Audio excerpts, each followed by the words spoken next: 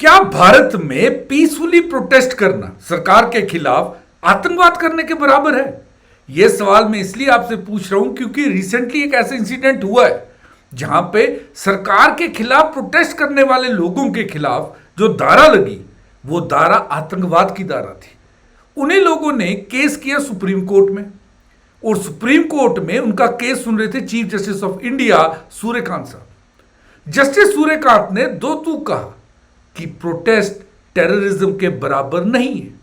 सरकार को कहा कि आप ये जो टेररिज्म का कानून है यूएपीए, इसका गलत इस्तेमाल ना करें और सेम हिदायत उन्होंने एनआईए को भी दी है। दरअसल 16 जनवरी 2026 को बंगाल के मुर्शिदाबाद में एक इंसिडेंट होता है। बंगाल के इस मुर्शिदाबाद में डेड बॉडी पहुंचती है एक व्यक्ति की जो काम कर रहा था झारखंड में। गांव वालों का ऐसा कहना था कि इस व्यक्ति की हत्या हुई है इस नाम पर, इस कारण से कि ये बांग्लादेशी है, जबकि ये बंगाल का व्यक्ति है।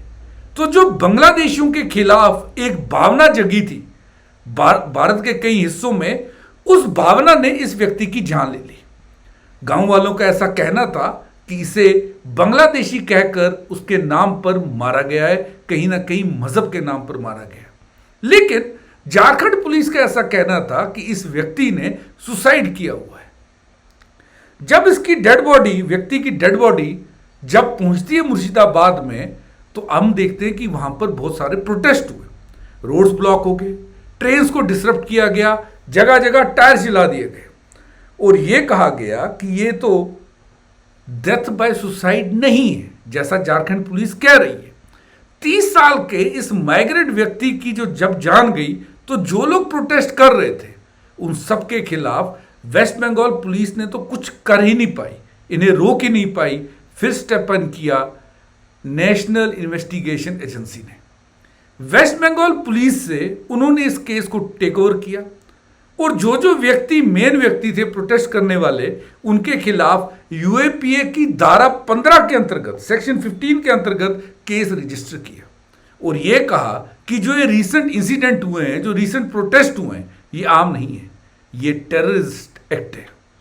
और उन्होंने ये कहा कि ये सारे लोग देश की इकोनॉमिक सिक्योरिटी को थ्रेटन कर रहे थे। ये एनआईए ने कहा जब उन्होंने केस टेक ओवर किया वेस्ट बंगाल पुलिस से। तो कहीं ना कहीं टेररिस्ट एक्ट लगा, धारा सेक्शन 15 लगाई गई उन पे टेररिस्ट एक्ट की और इकोनॉमिक सिक्योरिटी को खतरा बताया गया।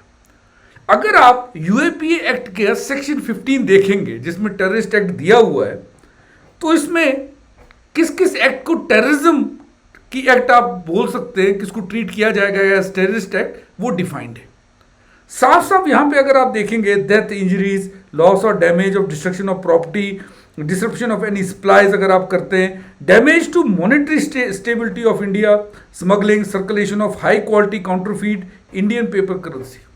क्योंकि यहां पर कुछ न्यूज आउटलेट्स ने यह भी कहा था कि यहां पर फेक करेंसी सर्कुलेट की जा रही है प्रोटेस्ट को आग देने के लिए, कहीं ना कहीं प्रोटेस्ट को फ्यूल करने के लिए। इसके बाद क्या होता है?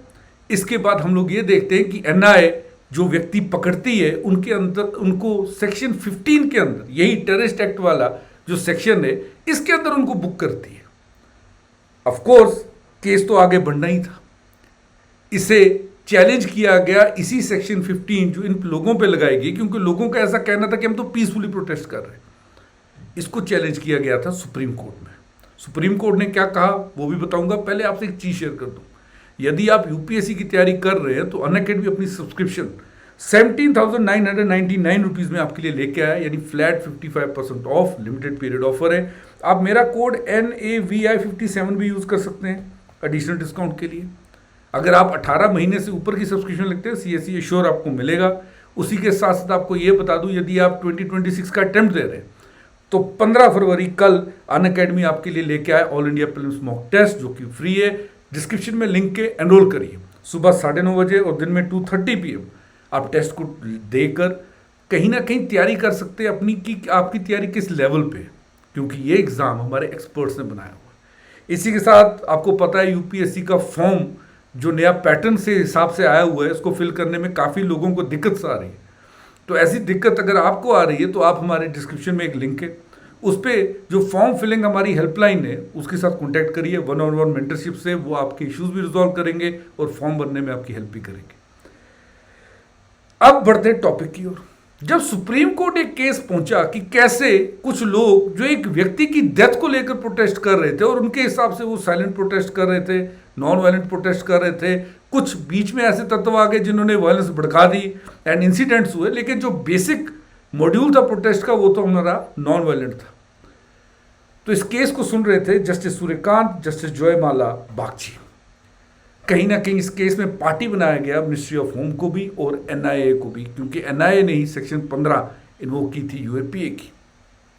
सुप्रीम कोर्ट ने केस सुनते हुए यह कहा कि हम अभी पूरी जो इन्वेस्टिगेशन चल रही है इस इशू में उसको क्वाश नहीं कर रहे। तो याद रखिएगा, इन्वेस्टिगेशन टेररिस्ट एंगल से जो चल रही है वो ऐसे ही चलती रहेगी। लेकिन कलकत्ता हाई कोर्ट को एक लेटर लिखी गई है कि आप एग्जामिन करिए क्या जितने ये व्यक्ति बुक हुए हैं इनके ऊपर यूएपीए लगना चाहिए या नहीं लगना चाहिए। इनफैक्ट एनआईए को बोला गया कि आप एक स्टेटस रिपोर्ट भी देंगे सील करके हाई कोर्ट को, कलकत्ता हाई कोर्ट को, कि आपकी इन्वेस्टिगेशन अभी तक क्या रिवील किया है, क्या मटेरियल्स है आपके पास जो सपोर्ट करेंगे जो सेक्शन 15 आपने लगाया हुआ है। इनफैक्ट हाई कोर्ट को यह भी बोला गया है कि आप ये देखिए जो आपके पास एविडेंसेस देंगे उसको इस तरह एक बार ये चेक करके देखिए कि यूएपीए के चार्जेस लग रहे हैं या नहीं लग रहे। अब आप मेरे को बताइए आपका इस बारे में क्या कहना है।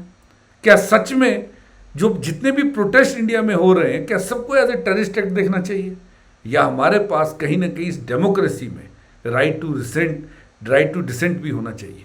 मेरे को जरूर बताइएगा कमेंट सेक्शन में। Thanks for watching Unacademy. Let's crack it guys.